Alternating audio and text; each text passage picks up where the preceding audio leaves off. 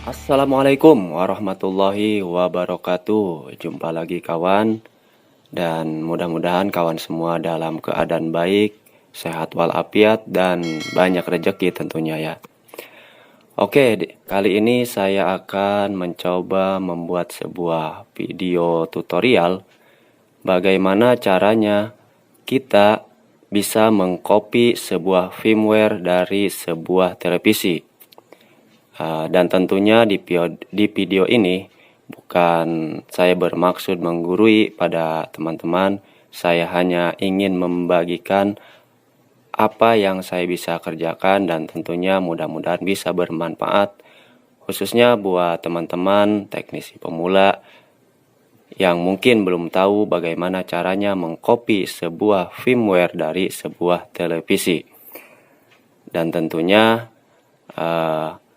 di video ini saya akan berikan tutorial bagaimana mengoperasikan alat programmernya ya. Oke, langsung saja. Langkah awal yang harus teman-teman persiapkan yaitu teman-teman harus punya alat. Oke, sebentar saya ambil alat seperti ini ya. Alatnya seperti ini. Ini adalah USB programmer dengan tipe CH341A ya. Karena ada juga alat flash selain ini ya, selain CH341A ini.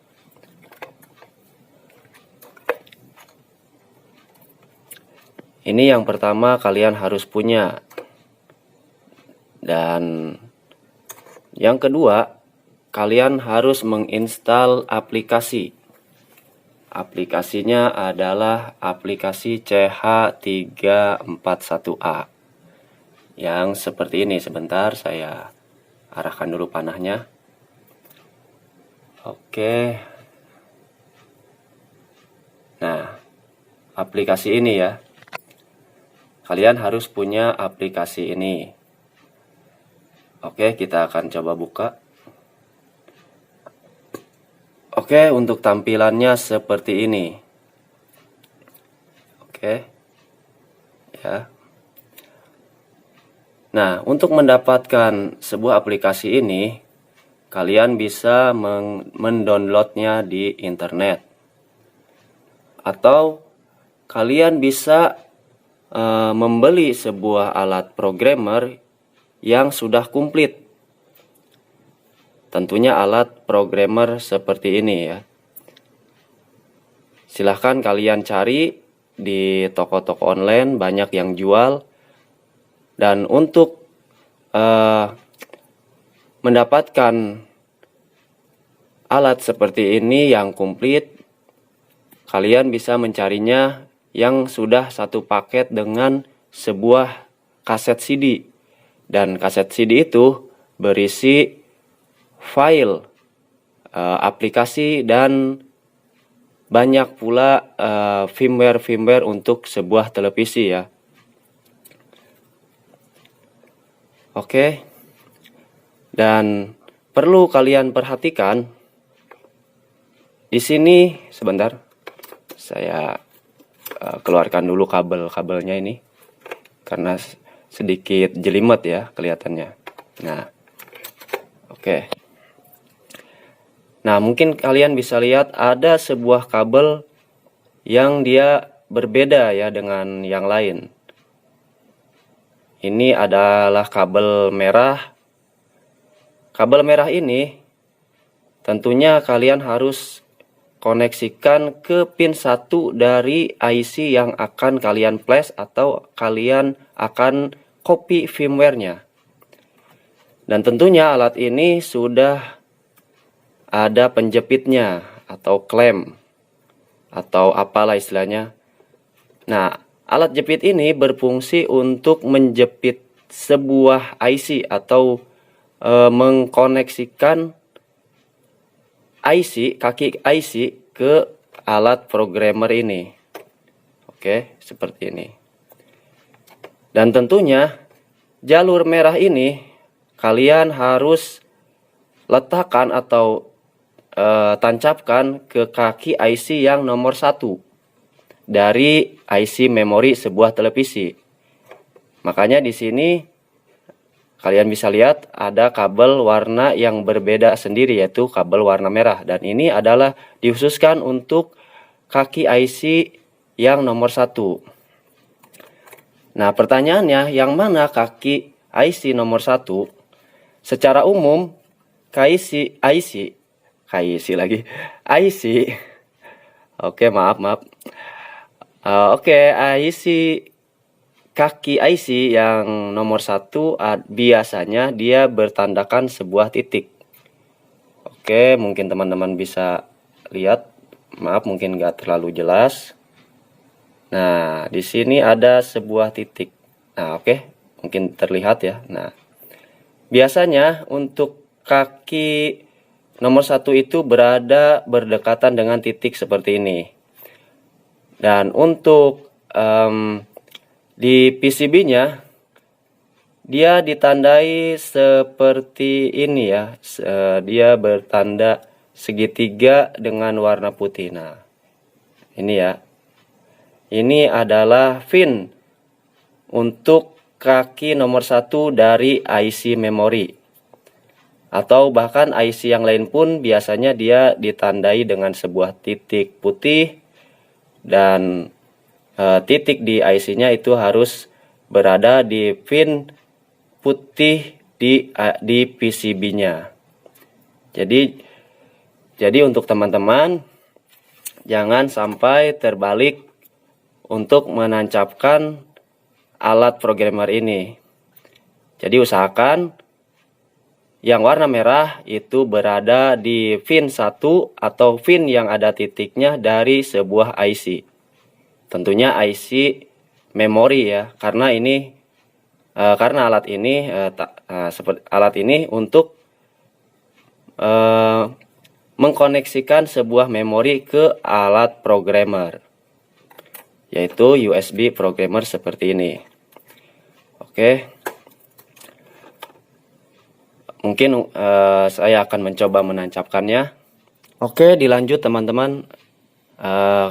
Kali ini saya sudah menancapkan alat programmernya ke sebuah IC di mesin TV ini ya.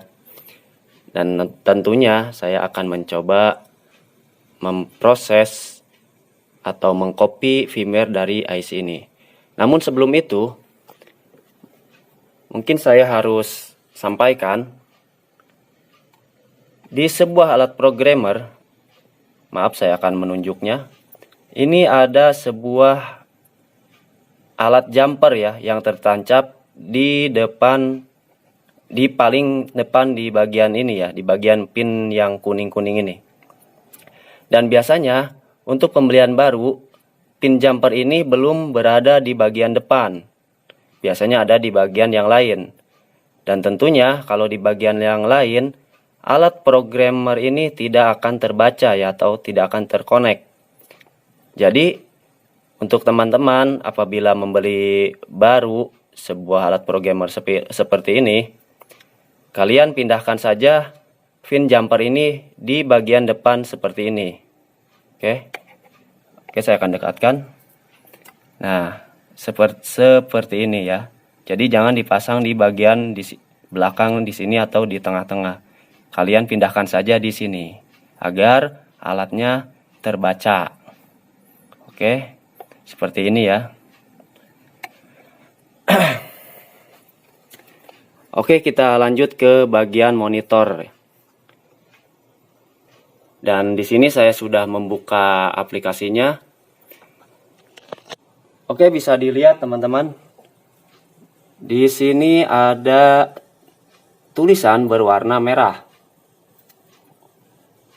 yang bertuliskan yaitu device state not connect, yang berarti perangkat belum tersambung, karena memang alatnya saya belum koneksikan. Ini hanya untuk gambaran saja. Jika teman-teman menancapkan alat flash ini ke sebuah laptop atau komputer dan masih dan masih tulisannya berwarna merah seperti ini dengan tulisan device state not connect, berarti alat programmernya belum terkoneksi. Kalian bisa mengulanginya dengan mencabut alat programmernya dan memasang ulang ya. Dan oke, kita lihat di sini ada tulisan 25 SPI flash Winbond 25 key 64 BV. Dan apakah tulisan ini akan berubah ketika saya tancapkan alat flashnya? Oke, langsung saja kita coba ya. Oke, sebentar saya akan coba tancapkan.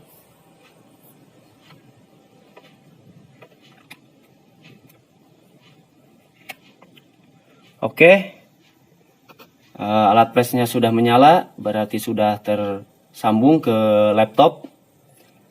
Lalu kita akan kembali ke monitor.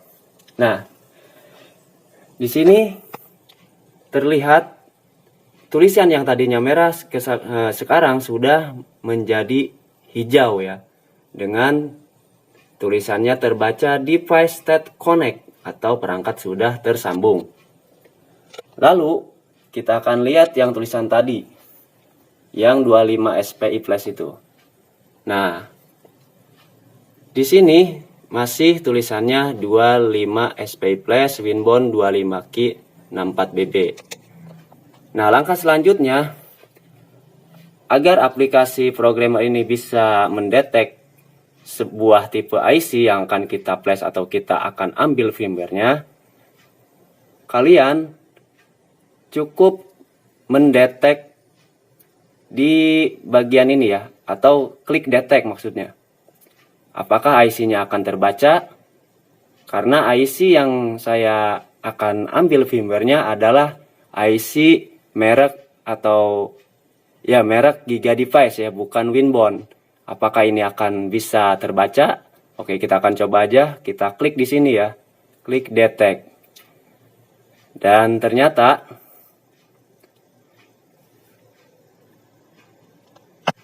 oke, sebentar, kameranya agak ngeblur. Dan ternyata untuk merek Giga Device itu tidak bisa terdetek. Nah, untuk tipe IC atau merek IC Giga Device, memang di alat ini tidak bisa langsung mendetek ya, atau ketika kita klik detect dia akan tidak terbaca. Nah, solusinya kita harus memasukkan tipe Giga Device ini secara manual. Caranya kita akan klik di sini. Ini bertuliskan chip share atau cari chip ya, cari chip mungkin. Oke, kita akan klik di sini. Karena untuk merek Giga Device dia harus secara manual. Dan oke, di sini keluar tampilan seperti ini. Dan teman-teman cukup scroll atau cari IC Giga Device. Sebentar, kita akan cari. Di sini masih belum ada. Oke, kita akan cari ke bawah. Oke. Belum. Sebentar. Oke. PM belum. Nah, di sini sudah terlihat ya. Ada bertuliskan GD, berarti dia Giga Device. Nah, kita akan cari tipenya ya. Oke, kita akan cari. Dan IC yang akan saya ambil firmware-nya dia bertipekan GD25Ki 32. Kita akan cari.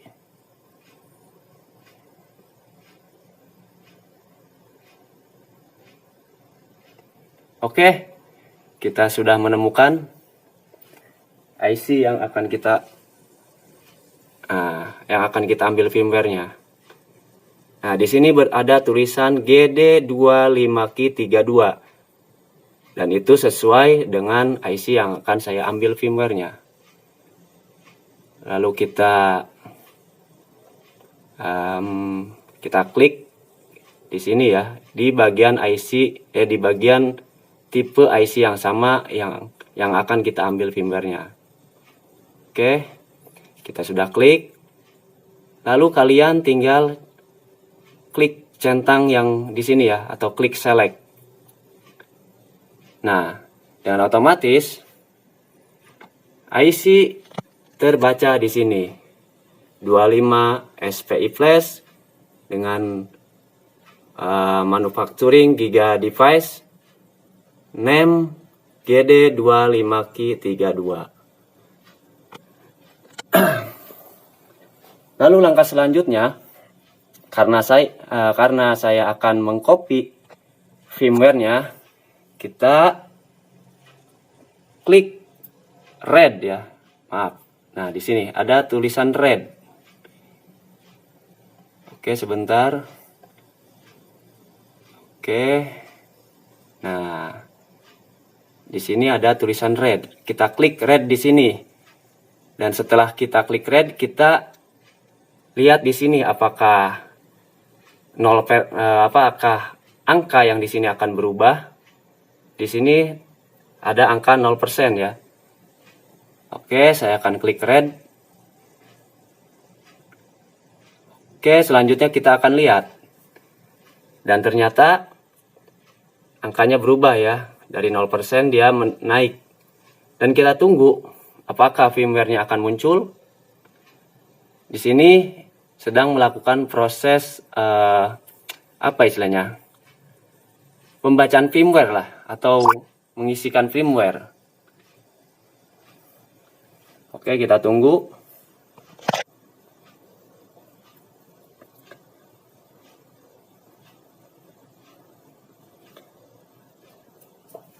Oke teman-teman, di sini oh maaf, ternyata tidak terlihat ya tulisannya.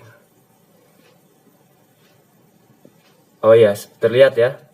Di sini sudah 100% dan di jendela yang titik-titik ini dia keluar tulisan yang nggak jelas ya, yang berarti firmware-nya itu terbaca. Dan kita akan klik selanjutnya. Selanjutnya yaitu kita akan mengklik save. Kita lihat lagi ke bagian atas. Nah, oke, kita klik di sini. Di sini ada tulisan save atau save. Ya biasa kita baca dengan save ya. Kita klik di sini. Klik save. Maka akan muncul jendela atau tampilan seperti ini. Ya. Nah, langkah selanjutnya kita akan menulis di sini. Menulis sesuai merek TV yang kita ambil atau kita copy firmware-nya. Dan kebetulan televisi yang saya akan copy firmware-nya adalah televisi dari Polytron dengan tipe VLD 24D123. Dan kebetulan ya ketika saya klik save, dia sudah keluar folder dari Polytron ya. Jadi saya nggak usah repot mencarinya. Dan tentunya saya akan simpan di folder Polytron ya. Oke, kita akan isi di sini sesuai merek dan tipe TV-nya. Tipenya yaitu VLD. Sebentar, agak ngeblur. VLD 24. Oke. 24D 123.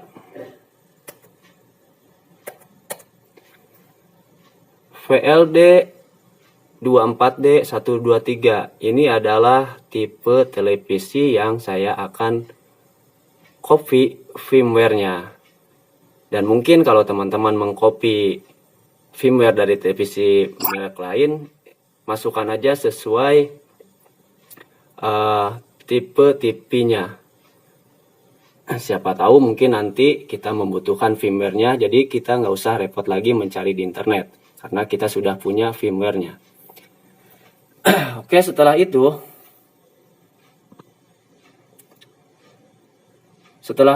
kita klik aja centang di sini ya. Centang yang berwarna hijau, kita klik aja. Dan firmware pun sudah tersimpan. Langkah selanjutnya kita cabut aja alat flashnya dan kita akan tes ya. Oke, kita cabut, maaf. Nah, sudah tercabut. Lalu kita akan coba apakah firmware itu tersimpan dengan cara kita keluar aja dulu dengan menekan exit. Setelah kita tutup aplikasi CH341-nya, lalu kita akan coba buka lagi. Apakah firmware yang kita copy ini sudah tersimpan? Oke, kita akan klik aplikasinya. Kita buka. Nah, setelah terbuka, kita akan cari firmware yang sudah kita copy. Kita open di sini. Maaf, kameranya agak ngeblur. Kita akan cari, dan tipe yang tadi adalah yang saya tulis adalah PLD24D123. Dan di sini saya sudah menemukannya. Oke, kita akan coba klik PLD24D123. Oke, maaf, kita coba lihat agak sedikit ngeblur. PLD24D123. Lalu kita centang, kita klik centang yang hijau ini. Apakah firmware-nya akan muncul? Oke, kita klik ya. Ini untuk memastikan apakah firmware itu sudah tersimpan. Kita klik, dan ternyata muncul tulisan yang tidak berurutan ini ya. Berarti firmware yang kita copy sudah tersimpan. Dan tentunya mungkin ketika kita butuhkan kita bisa memakainya ya. Biar kita tidak usah repot mencari firmware lagi. Mencari firmware yang sesuai dengan tipe TV yang akan kita flash ya. Oke, mungkin segitu aja dari saya. Kurang dan lebihnya saya mohon maaf. Semoga bermanfaat, dan saya ucapkan wassalamualaikum warahmatullahi wabarakatuh.